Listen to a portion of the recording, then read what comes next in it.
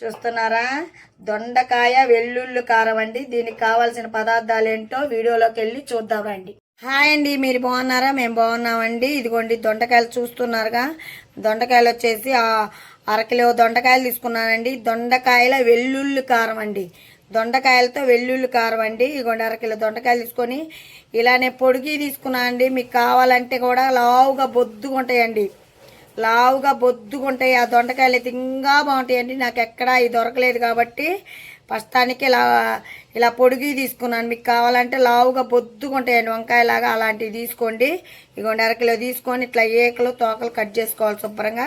వాటర్లోకి వేసేసుకొని మనం గుత్తి వంకాయ కోసుకుంటాం కండి, 4 మధ్యలో ఇట్లా ఘాట్లు 4 చూసారా? ఇట్లా ఘాట్లు పెట్టుకోవాలి. ఇలా 4 ఇలా మొత్తం ఇలా కట్ చేసుకోవాలి.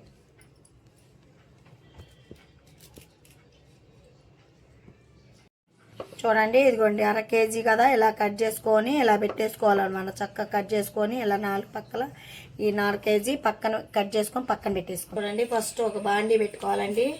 బాండీ పెట్టుకొని 1 స్పూన్ ఆయిల్ పోసుకోవాలి. 1 స్పూన్ ఆయిల్ పోసుకోవాలి. శనగపప్పు అండి. శనగపప్పు 1 కప్పు, సాయి గుండ్లు 1 అరకప్పు, 2 స్పూన్లు సాయి గుండ్లు, 1 స్పూను ధనియాలండి. 1 స్పూను ధనియాలు, కట్ చేసుకున్న ఉల్లిగడ్డలు అండి. కట్ చేసుకున్న పెద్దగా ఉల్లిగడ్డలు. ఇవి లైట్గా వేయించుకున్నామండి. లైట్గా కొంచెం గోల్డెన్ కలర్లో వచ్చేటట్టుగా లైట్గా వేయించేసుకున్నాం. జీలకర్ర, చిన్న ఎల్లిపాయలు ఒక చిన్న గట్టలు 4, కొద్దిగా 2 రెబ్బల చింతపండు మొత్తం వేసి ఇలా కలుపుకోవాలి. కొంచెం కరివేపాకు కూడా అండి. కరివేపాకు ఉంటే కరివేపాకు. చూసారా? మనకి కొంచెం లైట్గా వేగిపోయినాయి కండి. ఎన్ని తీసుకొని ఒక ప్లేట్లో పెట్టుకోవాలండి. ఎన్ని తీసేసి ఇట్లా ప్లేట్లో పెట్టేసి చూడండి. అదే బాండీలో మళ్ళీ ఆయిల్ పోసుకోవాలండి. ఆయిల్ వచ్చేసి 2 గంటల ఆయిల్ వేడెక్కాలి. ఈ ఆయిల్ బాగా వేడెక్కిందండి. పోపు దినుసులు తెలుసు కదా, పోపు దినుసులు కొంచెం, తాలింపు గింజలండి. తాలింపు గింజలు అంటే తెలుసుగా, జీలకర్ర, పచ్చిపప్పు, సాయిపప్పు. ఓకేనా? దొండకాయ ముక్కలు కూడా ఇలా వేసేసుకోవాలి. దొండకాయలు వేసుకున్నాం కదా, ఇట్లా కలిపేసుకొని చిన్న మంట పెట్టుకొని ఒక 10 నిమిషాలు పాటు మూత పెట్టుకొని మగ్గనిచ్చుకుందాం. చూసారా? ఇందాక మనం వేయించి పెట్టుకున్నాం కండి. చల్లార్చుకొని ఇలా మిక్సీకి వేసుకోవాలండి. అలా చేసుకోవాలి. ఇది 2 స్పూన్లు కారం, 2 స్పూన్లు అండి. 2 స్పూన్ల కారం సరిపోయింది. దొండకాయలు చూడండి ఇంకా మగ్గిపోయినాయండి. ఇప్పుడు మగ్గిపోయినాయి కదా. కొంచెం కరివేపాకు కొంచెం,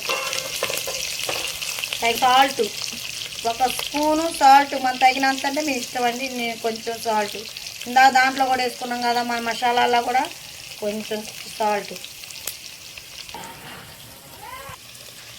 1/2 స్పూను పసుపు అండి. పసుపు వేసుకోవాలి. 1/2 స్పూన్ పసుపు వేసుకున్నాం.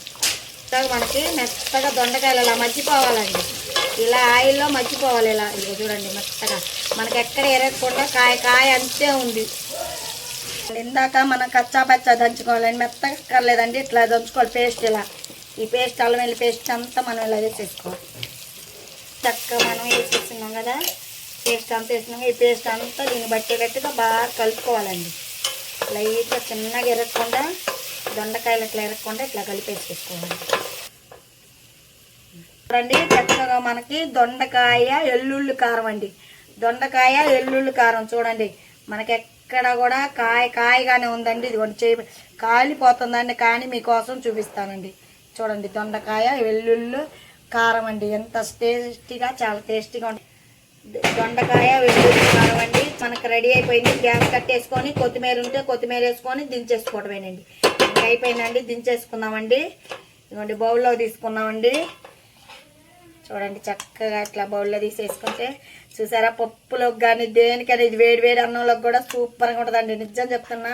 మనకి ఇదిగోండి దొండకాయ కూడా ఎక్కడ మనకు కట్ చేసిన ఇదిగోండి దొండకాయ కూడా మనకి ఎక్కడ ఇదిగో చూడండి చక్కగా మనకు దొండకాయ కూడా ఎక్కడ నలిగిపోకుండా బాగా కాయగానే వచ్చినాయి. చూస్తున్నారా చక్కగా.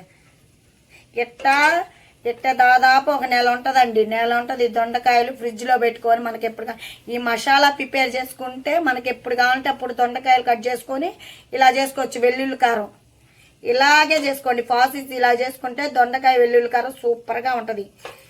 చూడండి ఎంత బాగుంది అసలు. దొండకాయ వెల్లుల్లి కారం మామూలుగా లేదండి. చూసారా కాయకి ఎక్కడ చిక్క చెదరకుండా చాలా టేస్టీగా వచ్చేది. ఇంకా బాయ్ ఫ్రెండ్స్.